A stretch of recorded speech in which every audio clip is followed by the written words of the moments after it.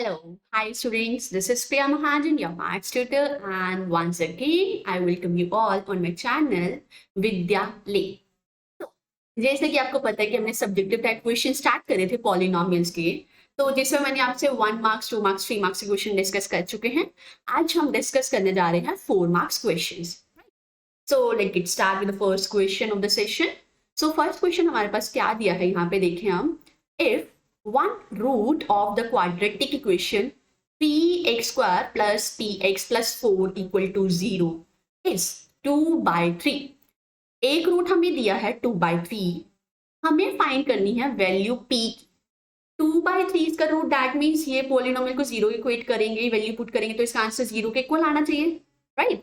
सो हम क्या करेंगे, इस पोलिनोमियल का एक रूट 2/3 है, सो हम ये 2/3 इसमें पुट करेंगे और इसको इक्वल करेंगे 0 के, तो हमारे पास p की वैल्यू फाइंड हो जाएगी, राइट। अब p की वैल्यू फाइंड करते हैं तो देखो क्या आएगा, हमें दिया है 1 रूट 2/3, तो वो रूट है उसका, तो मतलब उसको सेटिस्फाई करता होगा। तो देखो उसको सब्स्टिट्यूट करते हैं तो क्या आएगा, p into 2/3 square plus p into 2/3 plus 4 equals to 0, ठीक है।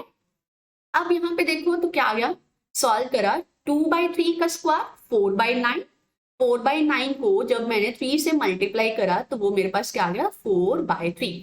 तो 4/3 plus 2 into p/3 plus 4 equal to 0, ठीक है। अब यहां से क्या आ गया, 4/3 प्लस 4 करेंगे सबसे पहले, एंड यहाँ पे प्लस 2p/3 इक्वल टू 0। अब क्या करते हैं, 4/3 plus 4 equals to minus 2p/3, and इन दोनों को सॉल्व करा तो क्या आ गया, LCM is 3, so 4 plus 3 4 is 12 equals to minus 2p/3, और minus 2p/3 is equals to 16/3। अब यहाँ पे 3 एंड 3 गॉट कैंसिल, p की वैल्यू क्या आ गई, माइनस 16/2 विच इज -8।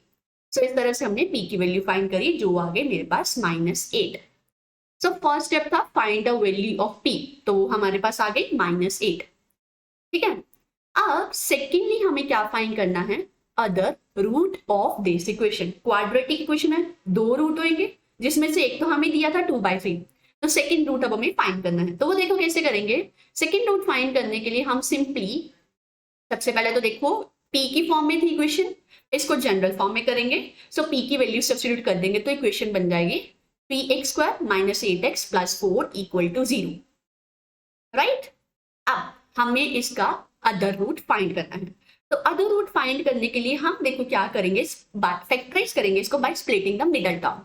अब splitting the middle term concept देखो यहाँ पे क्या है, हम ये डिस्कस करेंगे डिटेल में, क्वाड्रेटिक इक्वेशंस में चैप्टर में डिस्कस करेंगे। अभी मैं आपको बताती हूँ, हमारे पास इक्वेशन क्या है, 3x square minus 8x plus p, ठीक है। अब हमें ये जो मिडल टर्म है ना, इसको स्प्लिट करना होता है 2 पार्ट्स में।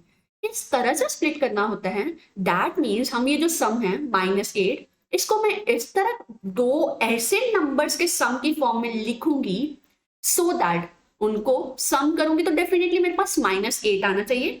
बट अगर मैं उन्हीं दोनों नंबर को मल्टीप्लाई करती हूं तो मेरे पास क्या आना चाहिए, 3 इंटू 4 12, तो मेरे को उनको मल्टीप्लाई करके 12 आना चाहिए। अब आपने फाइंड करना है कि ऐसे कौन से 2 नंबर हैं जिनको मैं ऐड करती हूँ तो 8 आए, मल्टीप्लाई करती हूँ तो 12 आए। सो 6 plus 2 is 8 and 6 into 2 is 12, right. अब ये क्योंकि -8 है तो हम लेके चलेंगे -6 एंड -6 -2 क्या देंगे, -8, एंड -6 को -2 से मल्टीप्लाई करूंगी तो वो 12 आ जाएगा, ठीक है। सो अब हम स्प्लिट करा तो देखो स्प्लिट करके क्या आ गया, 6 8x को स्प्लिट करा -6x -2x में। अब इन दोनों में से देखो हमारे पास क्या कॉमन आ रहा है, 3x कॉमन आ रहा है, वो कॉमन निकाला, 3x कॉमन निकाला तो क्या बच गया मेरे पास, x -2। देन बाकी दोनों में से क्या कॉमन आ रहा है, -2 कॉमन निकालना तो x -2। अब यहाँ पे आपने ये चीज ध्यान में रखनी है, अगर आपकी ये दोनों ब्रैकेट वाली टर्म सेम आ रही है तो दैट मीन्स आपका ये स्टेप करेक्ट है, ठीक है। साइन में भी डिफरेंस नहीं होना चाहिए। अब इन दोनों टर्म्स में से मैंने क्या करा, x -2 कॉमन निकाला, तो इक्वेशन क्या बन जाएगी मेरे पास, x -2 into 3x -2 equal to 0, और अब प्रोडक्ट जीरो, तो that means either this will be equal to zero और 3x minus 2 is zero.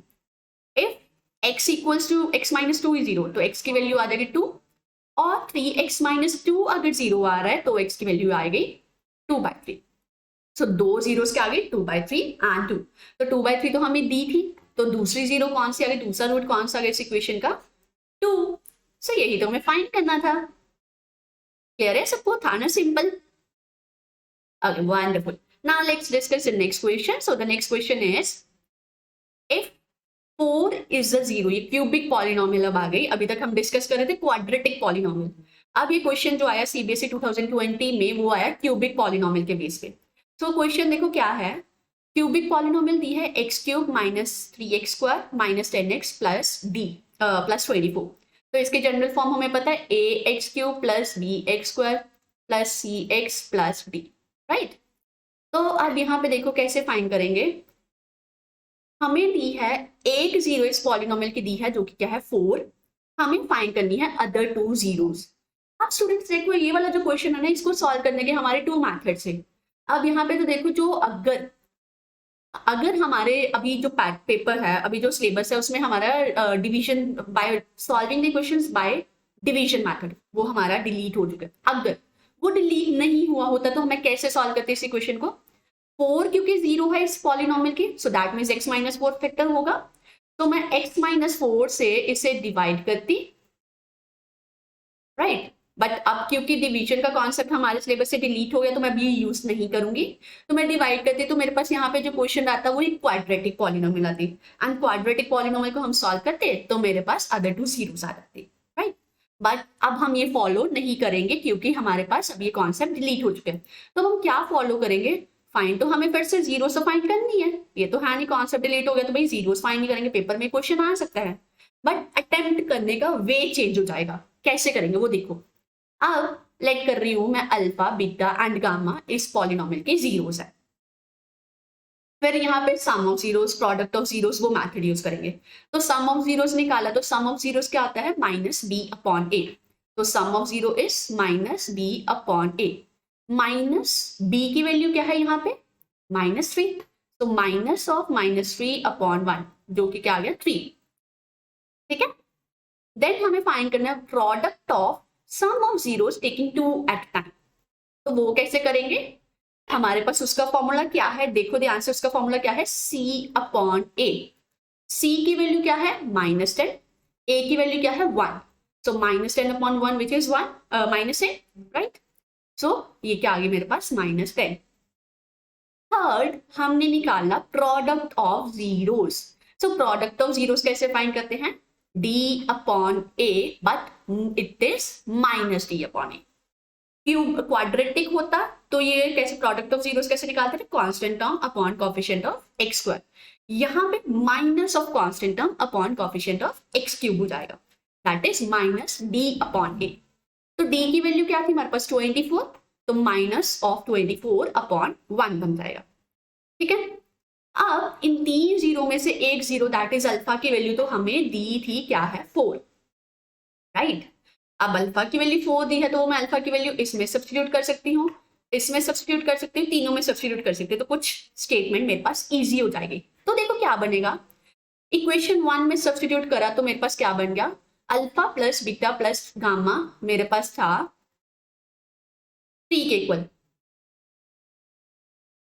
Alpha की वैल्यू सब्स्टिट्यूट करी 4 plus beta plus gamma equal to 3, so beta plus gamma क्या आ गया 3 minus 4 which is 1 -1, ठीक है।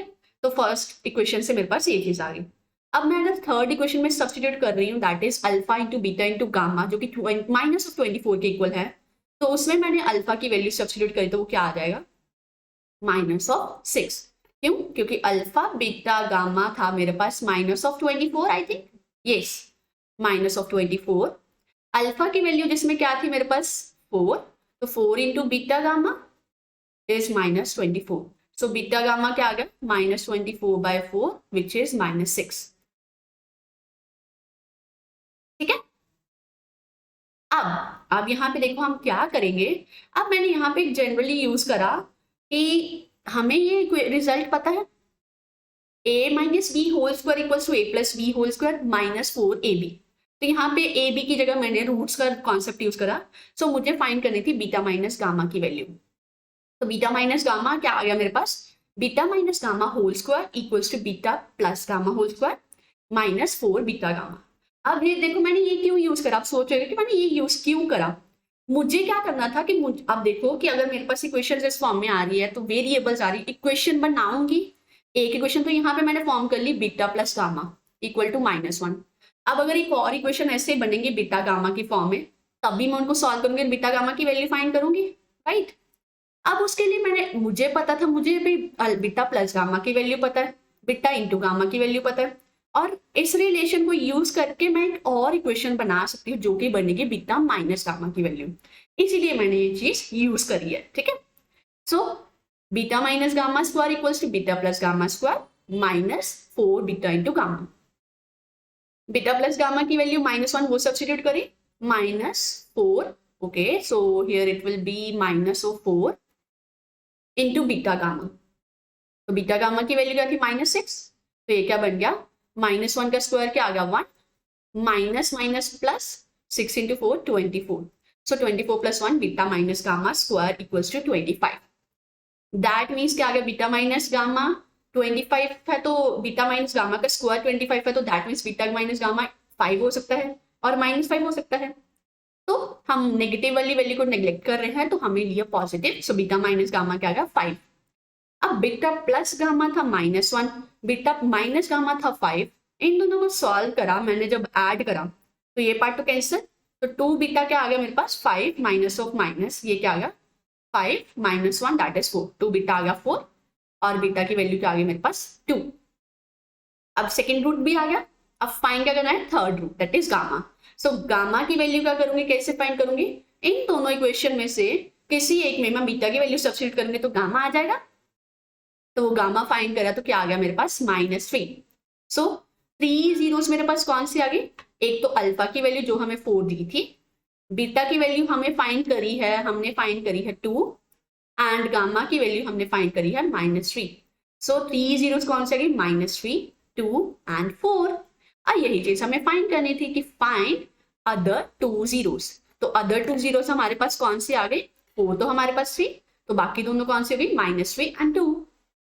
Clear हो गया सबको, okay great, so now we are ending this video, bye bye, take care, have a great day।